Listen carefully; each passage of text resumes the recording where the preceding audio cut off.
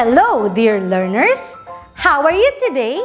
This is Maricar de Guzman for another relevant learning on SDONE TV. You may call me Teacher Maricar. Welcome back to our reading and writing class. How are your reading and writing skills? I hope they have improved. Before we continue, let us recall our previous lesson.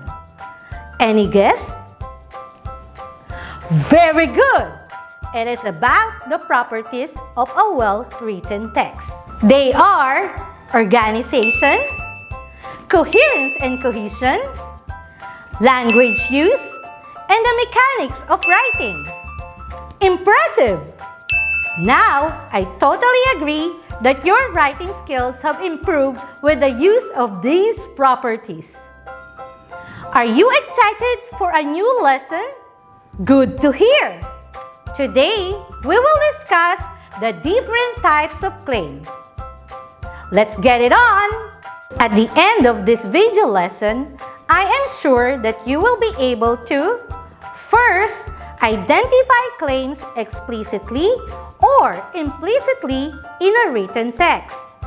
Second, differentiate and classify the types of claims. And third, formulate a statement for each type of claim. Before we begin, imagine that you receive a text message from one unregistered number. This is the content. Hello, this is Attorney Nympha Alegado of Bangko Sentral ng Pilipinas. Your mobile number wins a cash prize of 150,000 pesos tax-free. Please call this number for more details. Thank you. Per DTI NCR Permit Number 7865, Series of 2018. So do you think it is true? Is it good news or bad news? Is it legal or not? What should you do about this? I know you have different answers and reactions to these questions. So just hang on and focus as we discuss more about our topic for today. Let us begin. I have here two statements which I'm pretty sure you can relate with. I love you so much, and you have been in my thoughts since the first time I saw you. Which is more appealing to you? Is it the first statement, I love you so much? Or the second one, you have been in my thoughts since the first time I saw you? Do these statements mean the same to you? Perhaps people express their feelings differently to the person they love. Some directly utter their feelings, while some indirectly express them. But it may be implied with the way they say or do it. This is the difference between explicit and implicit information. How can you tell whether information is implicit or explicit? As you have observed, explicit information is clearly written and directly stated in the text, so the reader will not be confused. Meanwhile, ideas that is implied but not stated outright in the text is implicit information. Knowing how to identify explicit and implicit information will help you in honing your critical reading skills, especially in evaluating claims made by an author. As critical readers, you need to interact with the text and look for the writer's point or position regarding the topic. What is the claim of the author? The point is also known as the claim or the central argument or the thesis statement of the text. This claim is what the writer tries to prove in the text by providing details, explanations, and other types of evidence. As such, it is usually found in the introduction or in the first few paragraphs of the text. Moreover, the claim is a sentence that summarizes the most important thing that the writer wants to convey as a result of his or her thinking, reading, and writing. Before we discuss the types of claim, we need to know the characteristics of good claims. First, a claim should be argumentative and debatable. Second, a claim should be specific and focused. Third, a claim should be interesting and engaging. Last but not the least, a claim should be logical. Let us look at this example. Females outperform males in reading and writing. This is a good claim. Why? Because it would raise objections from our male counterparts on this topic.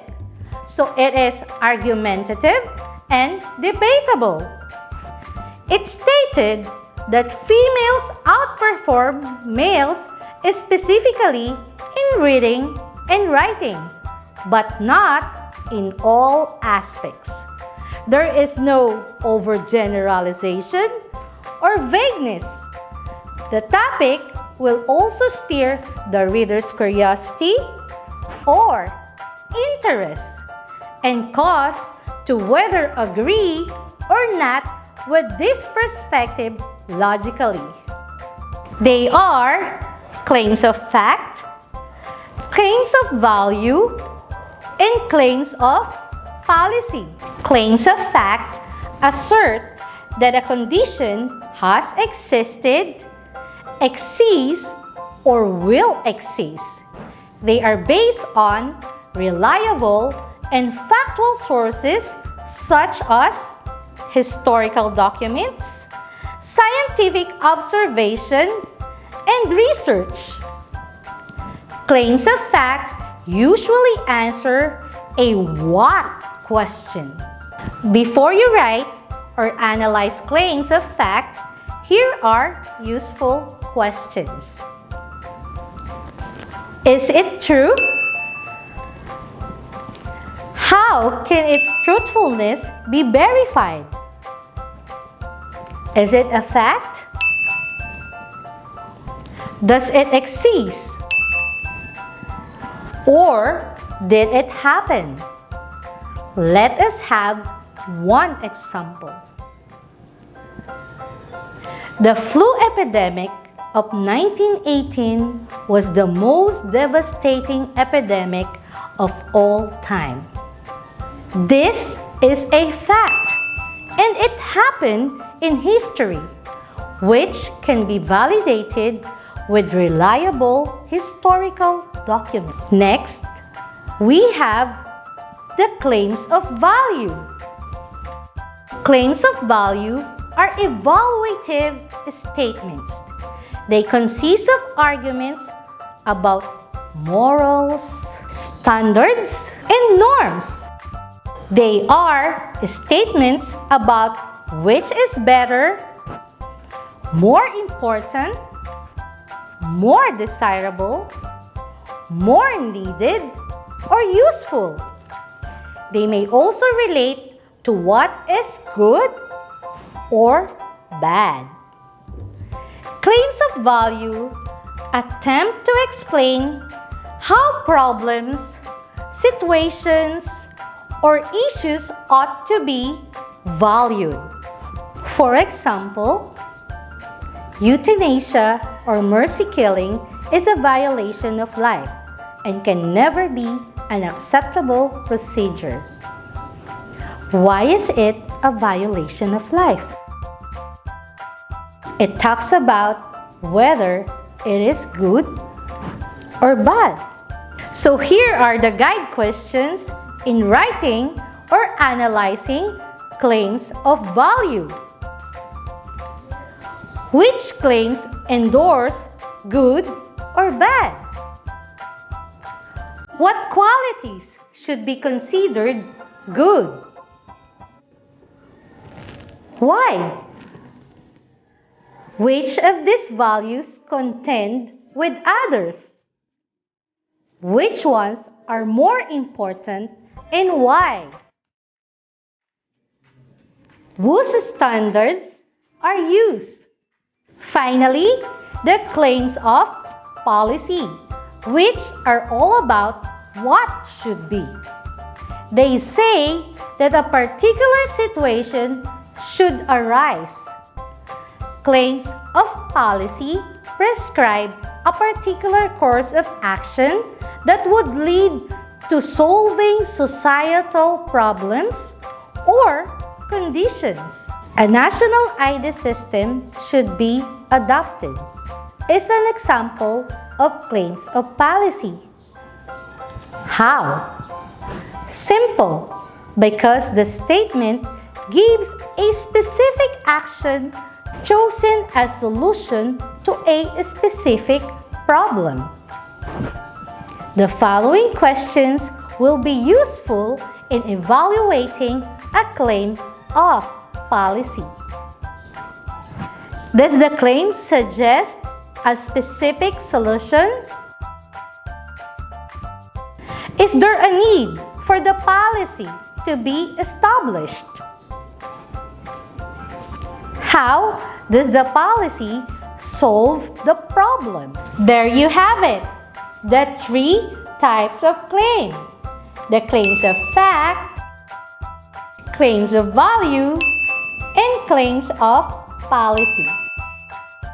Do you have any questions? All right. Now, let us practice our learnings for today. Kindly ready your pen and paper. Identify the following statements, whether it is a claim of fact, value, or policy. Legislation should be passed to stop the sale of electronic cigarettes. Yes, it is a claim of policy.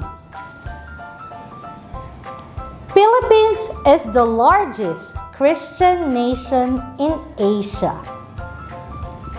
What is your answer? Claim of fact is correct. It is more fun in the Philippines. Claim of value? Are you sure? You got it. It is a claim of value. Let us have another one. It is more advantageous for a Filipino child to grow up speaking Filipino instead of English. Great! Again, it is a claim of value. What is your score? Congratulations! You did a great job. You have mastered identifying and evaluating types of claim. And now, for your assignment, formulate at least 3 statements for each type of claims. 3 statements for claim of fact, 3 statements for claim of value, 3 statements for claim of policy. I believe you can do it. I hope you learned a lot and unleashed the critical thinker in you. Thank you for watching. Keep safe, everyone. This is Teacher Maricar. Goodbye.